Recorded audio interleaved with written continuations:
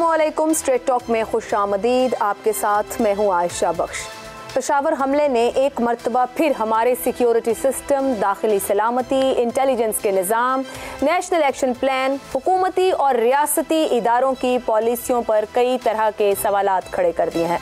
पेशावर हमले पर वज़ीर आज़म, निगरान वज़ीर आला KP के, गवर्नर KP के, IG खैबर पख्तूनख्वा के बयानात को देखें तो ऐसा लगता है कि हम एक मरतबा फिर आर्मी पब्लिक स्कूल हमले से पहले की स्टेज पर पहुंच चुके हैं, जब दहशतगर्दी के हवाले से हम यकसू नहीं थे। आज फिर हमें ये इब्हाम नज़र आ रहा है। दहशतगर्दी का बढ़ता हुआ ये नासूर हमारे सियासी अदम इस्तेहकाम में भी इजाफा कर रहा है। उधर इलेक्शन कमीशन ने पंजाब और खैबर पख्तूनख्वा के गवर्नर्स को एक मरतबा फिर खत लिखा है कि इन दोनों सूबों में अभी तक इंतखाबात की तारीख नहीं दी जा रही। इससे पहले इलेक्शन कमीशन ने 24 जनवरी को भी दोनों सूबों के गवर्नर्स को खत लिखे थे। लाहौर हाई कोर्ट ने भी गवर्नर पंजाब और इलेक्शन कमीशन को नोटिस जारी करते हुए 3 फरवरी तक इस केस की समाअत मुलतवी की है। एक तरफ गवर्नर्स की जानिब से इलेक्शन की तारीख नहीं दी जा रही, तो दूसरी तरफ वजीर कानून आजम नज़ीर तारड़ निगरान सेटअप में तोसी का इंदिया देते हुए ये कह चुके हैं कि निगरान हुकूमतों की मुद्दत में तोसी का इन्हिसार हालात पर है। आइन में निगरान हुकूमतों की मुद्दत में तोसी की गुंजाइश है। इस हवाले से वो 1988 के सैलाब और बेनज़ीर भुट्टो की शहादत के बाद इंतखाबात में इल्तिवा के हवाले भी दे रहे हैं।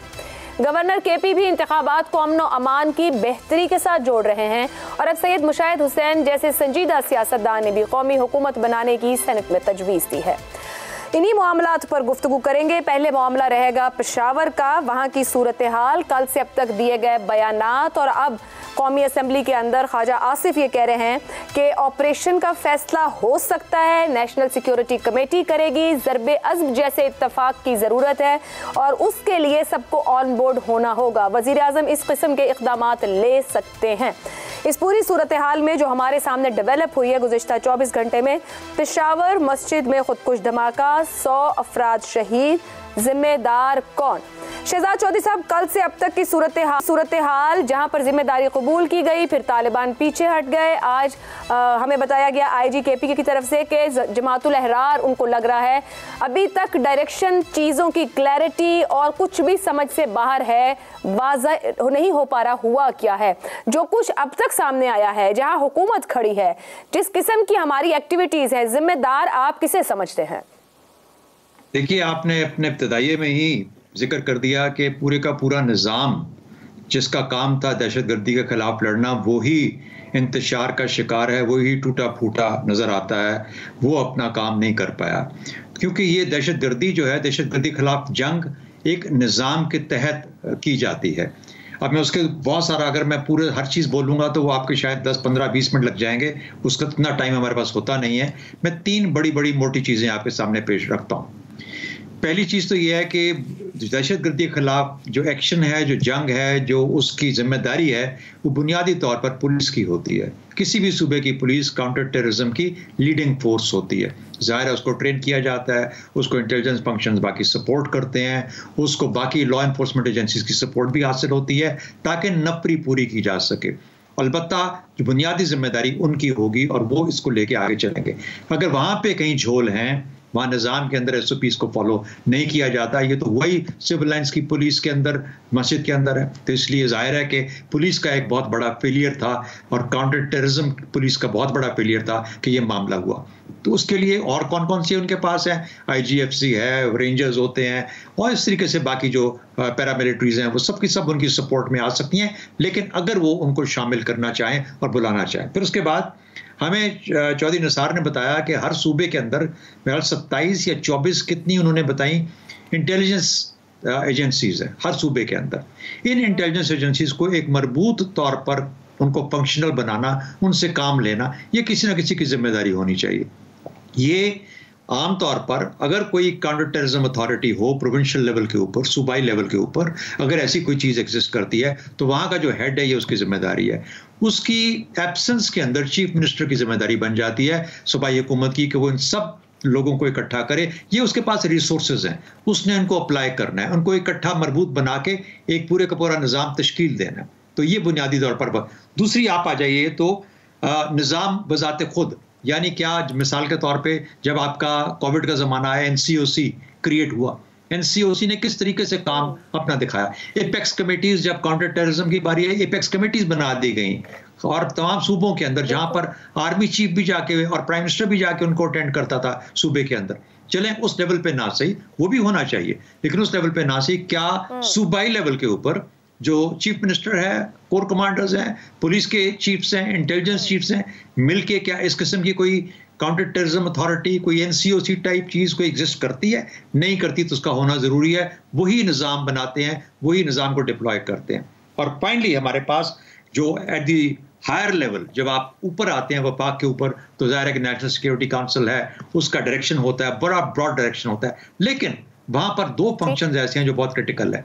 एक इंटेलिजेंस का, जो कि आपका आईबी है, जो कि आपका आईएसआई है, या बाकी इस तरह के मिलिट्री इंटेलिजेंस के इदारे हैं, और साथ ही साथ अफवाज पाकिस्तान, जिनके पास कैपेसिटी है कि इन ऐसी कुव्वतों को जो कि सरहद के उस पार हों या सरहद के इस पार मोर्चे लगा के बैठी हों, उनको एलिमिनेट, उनकी जिम्मेदारी बन जाती है उनको करना। जहां पुलिस काम कर सकती है ठीक है, वरना वो उनकी मदद के लिए आ जाते हैं। तो ये पूरा निज़ाम बनता है। अगर जाहिर है कि अगर इस निज़ाम ने काम नहीं किया तो इसका मतलब है एक फेलियर हुआ और एपीएस के लेवल का एक आपको नुकसान उठाना पड़ेगा। और वाकया हो गया। ठीक, एपीएस के तर्ज का एक और वाकया, हसन साहब, यही आवाज़ आज सेनेट से भी आती रही है, कौमी असम्बली में भी इजलास हो रहा है, गुज़िश्ता हुकूमत की बातचीत करने और सेटल डाउन और फिर उसके एहतसाब की बात भी आज की गई। जैसे शहजाद साहब ने पूरा एक्सप्लेन किया, क्या अगर टॉप लीडरशिप का वो रिजॉल्व ना हो तो नीचे तक ट्रिकल डाउन होगा, लोग अपनी अपनी जिम्मेदारी अदा करेंगे? ऐसी सूरत हाल में किसे जिम्मेदार ठहराया जाए? देखिए, बात सुने, आपका सवाल जो है मैं कन्फाइन करूँगा ख़ुद को उसी तक। हमने कहा दहशत गर्दी का अफरीद फिर से सर उठाने लगा, तो जिम्मेदार कौन? जिम्मेदार फरीकैन। अब फरीक कौन है? एक तो है इस इंसानियत सोज सूरत हाल का पहला फरीक तो दहशत गर्द है, ठीक, वो जिम्मेदार हैं। दूसरा फरीक वो है जिसने इनका कलाकमा करना है,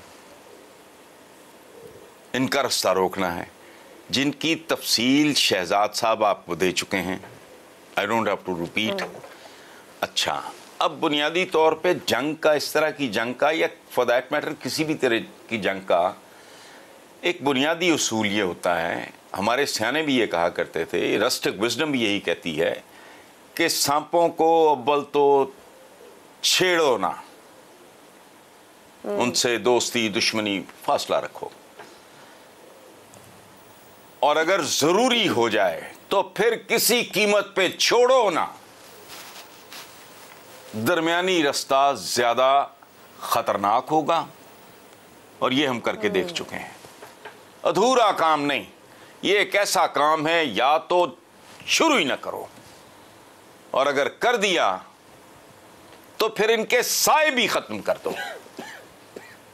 ये जो मामला, तो हम कच्चे पक्के से लोग हैं, 75 साल हमारी टोटल परफॉर्मेंस इसी तरह की है, हर शोबे में इसी तरह की है।